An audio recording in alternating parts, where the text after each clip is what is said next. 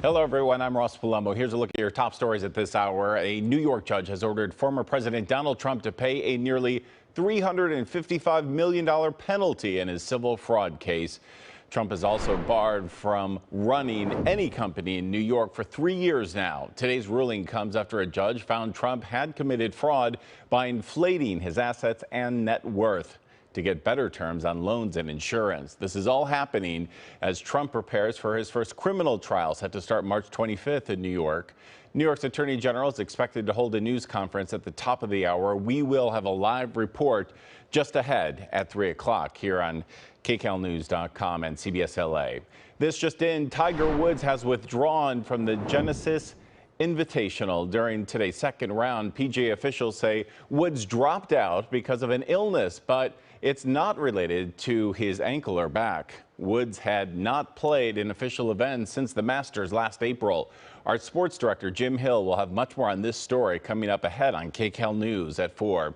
Turning now to our weather, the big clouds are moving in over the Malibu area. Take a look at this. We could be seeing more rain this holiday weekend. In fact, it's certainly likely. KCAL meteorologist Paul Deanno is tracking the latest conditions and has what's ahead in your next weather forecast.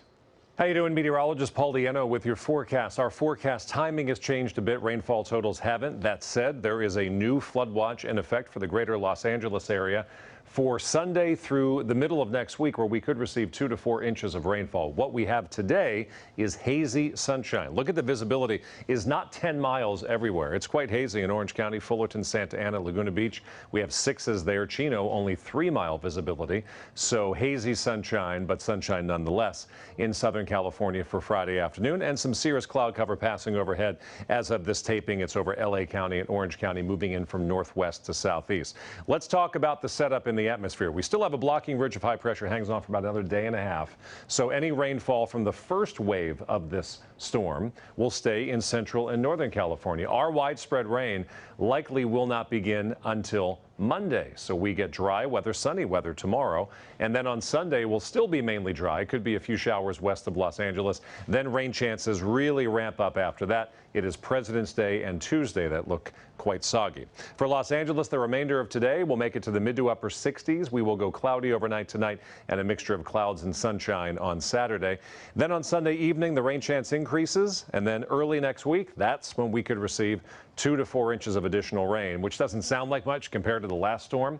That is more than enough to cause flooding because the ground is still saturated from that last storm. So we're watching out for a flooding potential and also the risk of thunderstorms as the front moves through on Tuesday. So dry through Sunday evening, very wet early next week. That's your forecast. And as Paul mentioned, we could see more rain very soon. The recent storm caused a lot of problems for some Orange County communities. KCAL's Michelle Geely in Dana Point now with a look at preparations. I'm standing on Pacific Coast Highway in Capistrano Beach, which is technically part of the city of Dana Point. And what you see here are crews from the city creating space between the K-rail here and this slope. So in this upcoming storm, if the debris does come down, it has a place to fall and not come onto the roadway like you see here behind me. We also just came from that very steep slope at the headlands in Dana Point. A crew just showed up there to lay sandbags and also put more plastic out on that very steep hillside in the Dana Point headlands, where a couple of houses are right on the edge there. I spoke to the city manager and he says that the houses are not in danger. They're on solid ground, but of course we have seen that land slipping. From here, we're headed to San Clemente. You see my photographer, Tim Kimball, there. He's always busy getting all of our great video. So we're headed south on Pacific Coast Highway here to the city of Dana Point to check out the slide there that has shut down the rails for several weeks now. We're going to look at that, as well as Casa Romantica, that historic site where people visit and get married. There's a big slide that they've been dealing with there, so we're going to go see about the sandbagging and the laying of plastic there.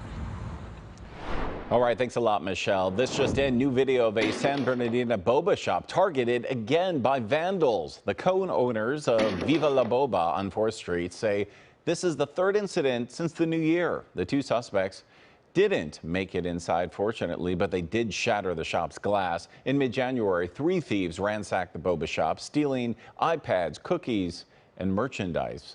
Businesses in the area have previously asked for extra patrols there. So far, no arrest yet in connection with any of these incidents.